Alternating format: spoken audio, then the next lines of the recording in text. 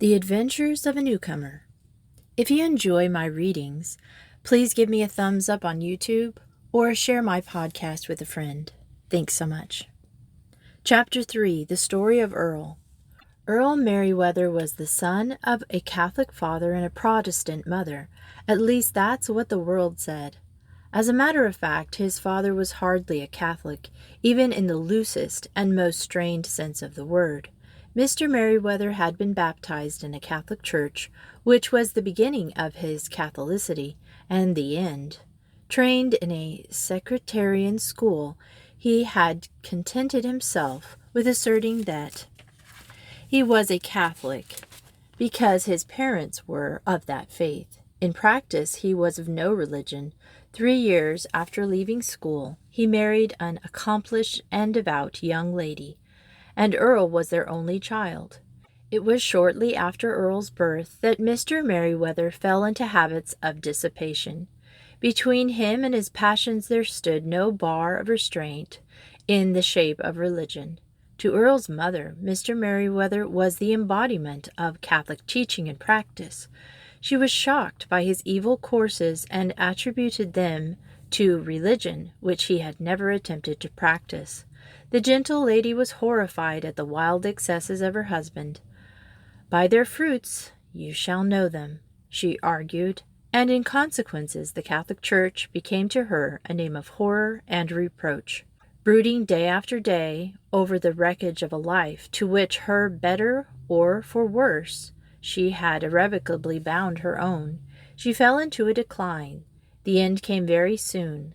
Little Earl was with her through all these dark days, and from the first faint dawn of reason gave an attentive ear to his mother's pious teaching and counsels. Upon the child her tender devotion and deep religious spirit created a lasting impression, and his young heart was attuned from the first to exalted standards of goodness, such as only a tender and pious mother can awaken. Insensibly, too, the boy caught something of the austere gravity of his mother. He had little of what is called light-heartedness. There was a seriousness about him which accompanied him even in his sports and amusements. He seldom laughed. Then there came a day when he was summoned to the bedside of his mother for the last time. She held him long in her arms, and after the first passionate, almost incoherent greeting of love, she recovered herself. In terms that had been carefully weighed and studied, laid upon him her last injunctions in regards to his spiritual welfare. "And now, my child," she said finally, "I ask you to give me your solemn word that you will be true to your religion, true till we meet again in a brighter world." With his arms about his mother's neck, the boy sobbed about the words of promise, and they came from his heart. No more was said. There was a last tender embrace, and then he was taken from the room. When he was brought back some hours later, the tender hand that had pressed his so recently lay still upon the coverlid of the mild, sweet eyes that had beamed love were closed forever, while upon the gentle features lay the peace of God. In accordance with his mother's desire, Earl was placed in the care of her younger sister. His father, broken by excesses, shortly followed her to the grave. Strangely enough, the younger sister, within the year of Mrs. Merriweather's death, became a convert to the Catholic faith. However, she made no endeavors to interfere with Earl's religion, but encouraged him in the pious practices which his mother had taught him. At the age of 12, Earl was sent to Henryton College, and from his entrance, as has already been said, he proved himself to be a thoroughly good boy, a leader in class, a leader in the yard, up to the time of the opening of the present story. Earl's record was untarnished. Then his troubles had begun. It was evident to everyone that he was no longer the close and conscientious student that had once been. In class, his attention flagged. Upon the campus, he no longer took a leading part in the sports and games. In a word, a decided and most disappointing change had come to pass. Mr. Gade was much concerned. To him, his class was everything. No wonder, then, that the conduct of Earl had wounded him deeply. He had intended calling the boy to account privately, and was only awaiting a favorable opportunity when Earl's inattention in class precipitated matters. The scolding thus given publicly had been received in such a way that Mr. Gade was deeply mortified. His hold upon Earl, thought the professor, was lost forever. Earl had gone beyond the reach of his influence. The boy, he reasoned, had deliberately thrown off the restraints of discipline and chosen a downward path. Earl, to all seeming, had made no attempt for the past 3 weeks to conceal his growing dislike of studies. The frankness which had characterized him in his intercourse with his teachers had been replaced by a coldness and a reserve which could be interpreted in only one light. Mr. Gade, although of a highly nervous disposition, was a man of more than ordinary prudence and tact.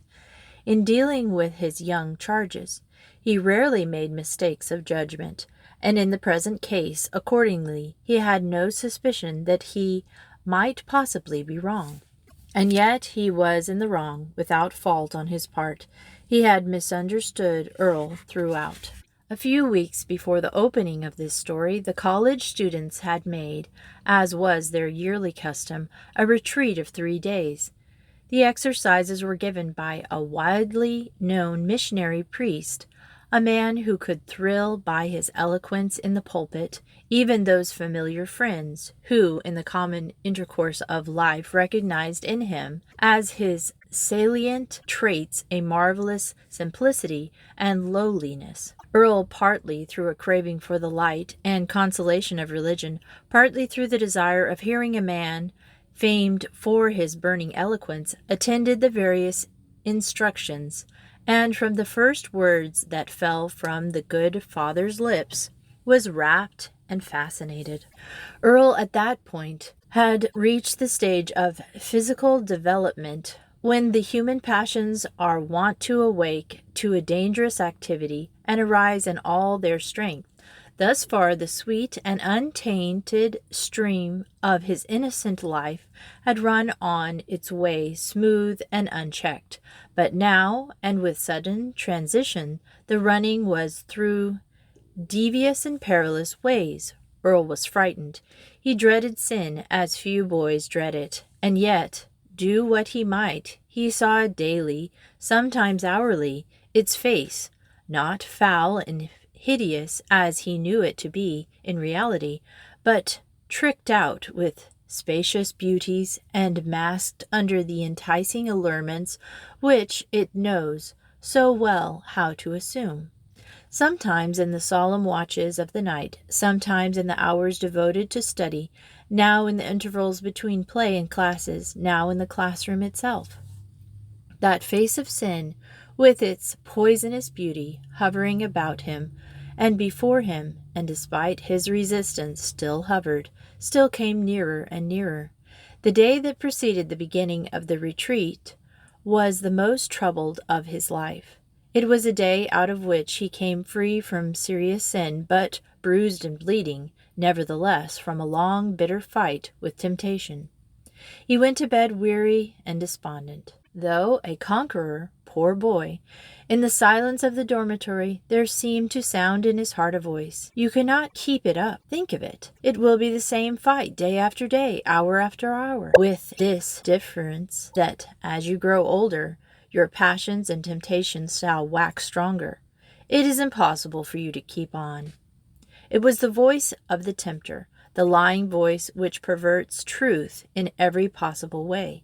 It was the voice of him who, when he cannot conquer the strong soul by direct attacks, strives to weaken it by discouragement. Next to virtue, the devil hates cheerfulness, and Earl tried to turn his ear from that voice, for he suspected the source from which it came, and thus trying, he slept. He fell asleep very miserably and unhappy, in that place where things are seen, not as they appear, but as they really are.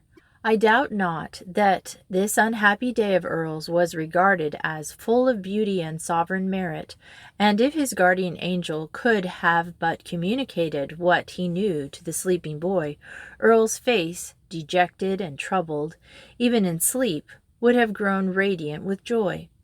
When on the following day he heard the Reverend Father depict, with the vividness of the practiced and eloquent missionary, the hideousness of sin, and described the methods of fighting against it, when, above all, he warned his young hearers against sadness and roused them to confidence, hope, and cheerfulness, Earl was carried away with enthusiasm. Every word from the Father's lips seemed to be directed to him. Every word struck home.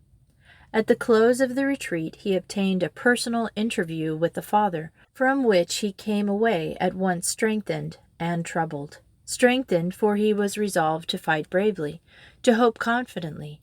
Troubled, for he felt bound, on the one hand, to keep true to the promise which he had made his mother, and on the other, bound to inquire more closely into the doctrine and discipline of the Catholic Church, which approved itself to his mind and heart as being the true Church of Christ. Thus the retreat, while drawing Earl away for the time being from the slippery brink of sin, and plunged him into a phase of doubt and distress, all the more painful that, through a natural reticence, he could not bring himself to consult or advise with anyone. Absorbed then in these mental trials, he had found it exceedingly difficult to fix his attention upon the daily affairs of life, and almost impossible to give his mind for any length of time to his studies.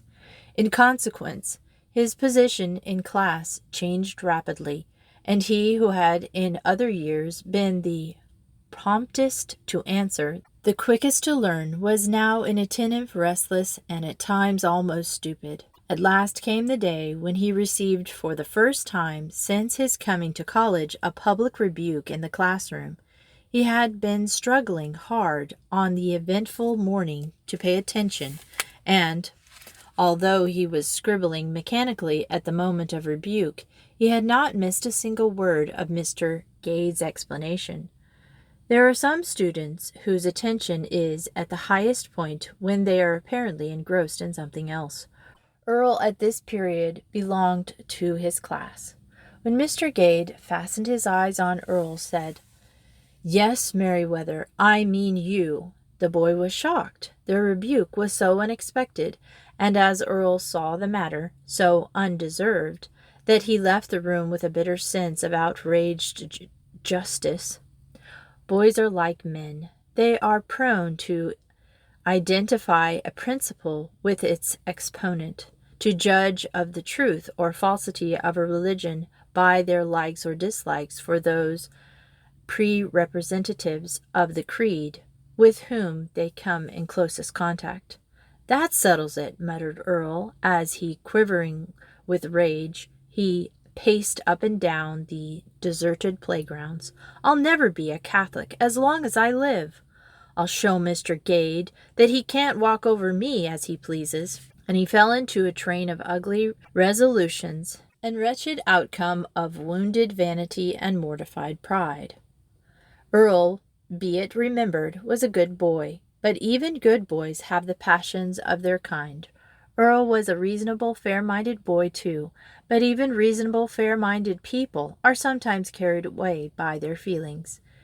His resolution never to become a Catholic was, in view of the circumstances, illogical and petulant, but it was a strong resolution for all that. Those interior struggles and feelings Earl did not tell to Eddie Devereux. He gave many of the facts set down in his chapter, but omitted or unintentionally misinterpreted the underlying motives. Eddie, in consequence, though he now comprehended his friend's position better, was by no means able to understand the exact state of the question. After receiving the kind sympathy of his best friend, Earl was returning to his classroom, still sore and angry, still determined to show by his manner how aggravated he was, when Father Howard beckoned him aside. "Earl, there's a friend of yours in the parlor." "Who is it, Father?" "Did you ever hear of Ethelred Preston?" "Yes, sir. Is he here?" "I never saw him, but I met his mother once. She and my mother were schoolgirls together and were great friends. She seemed to be a very refined lady, and she did nothing but talk about Ethelred. I suppose he's a sort of a wax doll, isn't he?" "He's his mamma's darling." And when Father Howard had said this, he turned his face away, so as to conceal a smile. "Go to the parlor, Earl. You must try to take care of dainty little Ethelrod till he feels perfectly at home."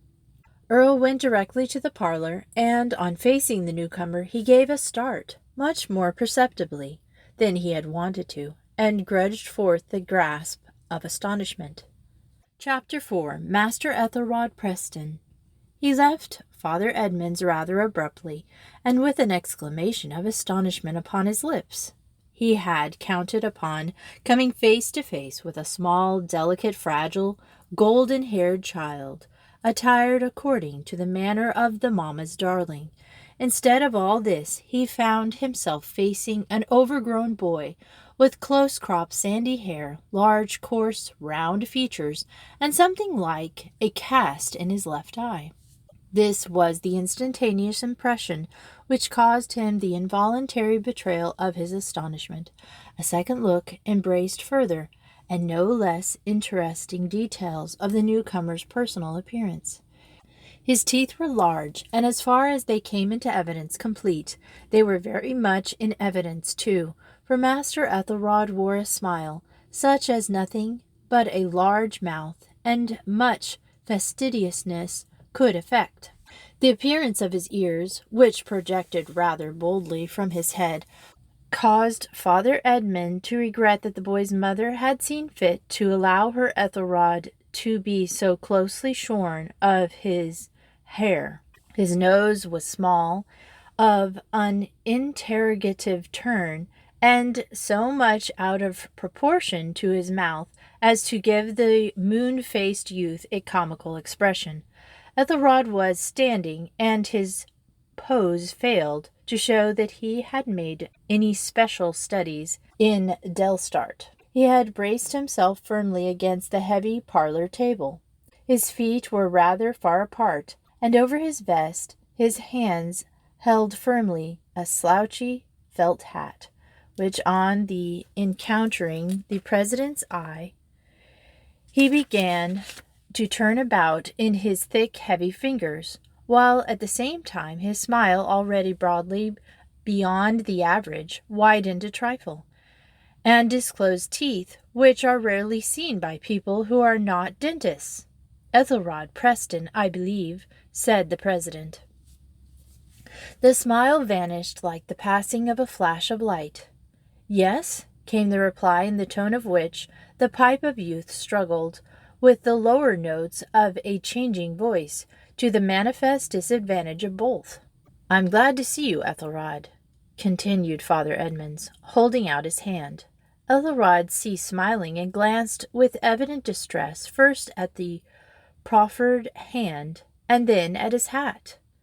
His difficulty, as far as Father Edmunds could make it out, was to shake hands and at the same time continue to hold the hat unchanged upon his vest.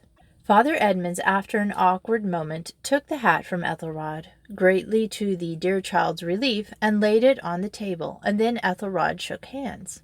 "I was under the impression, Ethelrod, from the tenor of your mother's letter, and the details which I gleaned from it, that you were a little boy."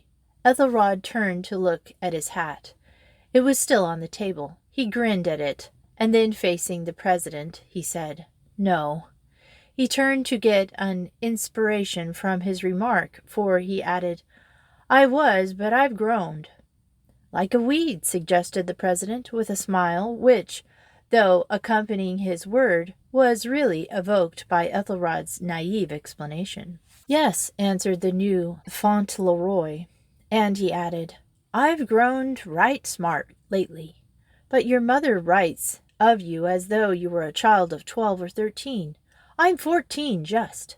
Indeed. One would take you to be 16, at the very least. Yes, assented Ethelred, turning towards his hat, and giving Father Edmunds an opportunity of noticing that his coat was rather loose-fitting below the collar. But I've grown. The old woman, continued the interesting youth, talks about me as though I was very small. I've grown right smart lately. By the old woman, I take it you mean your mother? Yes, assented Ethelred stolidly. Why don't you call her your mother? In answer to this, Ethelred looked at his hat for a moment, and then, in another burst of inspiration, clapped it upon his head. The president gently removed the hat, apparently to the relief of Ethelred. Why do you call her the old woman? He persisted. Because I always call her the old woman. That's so help me. Do you know Earl Merriweather, Ethelred? Yes. That is the old my mother knows his mother. During the whole of this animated dialogue, Ethelred had gone from smiles to seriousness, and from seriousness to smiles. The effect was not unlike the turning on and off of a searchlight. Before speaking, he became solemn of face, and having delivered his remarks, he lapsed into his grin. For the rest, now that his hat was in Father Edmund's hand, he moved neither to the right nor to the left, but still embraced firmly against the table, with legs wide apart. He kept his eyes fastened upon the headgear, which appeared to have some extraordinary fascination for its owner. Well, if you come along with me, said the president, I shall take you to the prefect of studies to examine for your class. By the way, you are big enough for the senior department, but acting under the impression left me by your mother's letters of yesterday, I had assigned you to the small boys division. However, as you are but 14, the arrangement may stand. Now come with me, Ethelred. Ethelred, without changing his position, stood gazing intently and smiling upon the hat. Is there anything else, Ethelred? Give me that hat. Father Edmunds restrained his features very well as he returned the valuable articles to his owner. Ethelred at once put the hat upon his head, and then followed Father Edmunds into the passage. When they had arrived at Father Howard's room, Ethelred, before entering after the president, carefully laid his hat midway upon the threshold, which done, he seemed to be somewhat more at his ease. Father Howard, this is Ethelred Preston, who proves to be a much bigger boy than we were led to expect. After you have examined him for his class, you might put him in the charge of Earl Merriweather. Are you determined to study here, my boy? Asked Father Howard, taking Ethelred's hand. Yes, said Ethelred, and he smiled vacantly at the father's table. As the president turned to leave the room, the newcomer awoke from his smiling trance and ejaculated, Say! Upon which he began fumbling in his inner coat pocket. There, he added, producing a sealed envelope and tendering it to Father Edmunds. That's for you. When the president reached his room, he opened the envelope, took out the enclosed, and with blending feelings of amusement and perplexity, read the following. To the president of Henryton College. Sir, this letter will introduce to you Master Ethelred Preston, a boy of most estimable and cultured family. He is a God-fearing lad of a very pleasing address, and eminently qualified to enter the adorn any college in the land. It is against my will and my advice that he is sent to a Catholic school, where nevertheless I trust that his sweet qualities of heart and his excellent talents will be duly recognized and appreciated. I regret, too, that removed thus early from the refining and elevating influence of home, he may possibly lose that happy combination of frankness and urbanity which has thus far been the salient trait of his budding character. Hoping that he will receive the care and attention to which he is entitled, and trusting that his religious views will not be unduly influenced, as he is a most impressionable child, I am, yours respectfully, Meredith Sherwin, pastor of St. George's Episcopal Church.